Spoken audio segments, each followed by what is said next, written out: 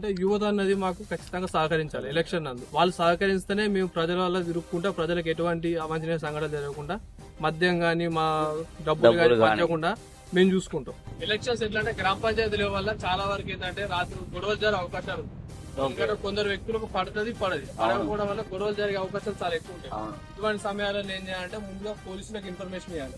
ఎందుకంటే అందరూ ఉన్న గ్రామస్తులు అందరూ మన వాళ్ళు ఉంటారు కాబట్టి ఎవరికి ఎటువంటి అన్యాయం జరగదు, ఎవరి మీద దాడి జరగదు. మనం ఫస్ట్ పోలీస్ ఇన్ఫర్మేషన్ ఇవ్వగానే మీరు సాధ్యమైన తొందరగా మీరు రీచ్ అవుతాం. ఎటువంటి గొడవ గానీ ఏది గానీ సర్దుమరిగేలా మేము చేస్తాం.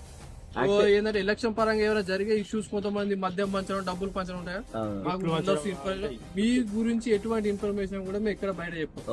ఏంటంటే సామరస్యం లోపల ఉంటది, మేము వెళ్తాం పట్టుకుంటాం, ఎలక్షన్ కమిషన్ అప్ప చెప్తాం, వాళ్ళు చూసుకుంటారు. సామరస్యంగా ఏంటంటే మంచిగా జరగాలి, ఎటువంటి ఎలక్షన్లలో ప్రలోభపరచకుండా ఎటువంటి జరగకుండా మేము చూసుకుంటాం.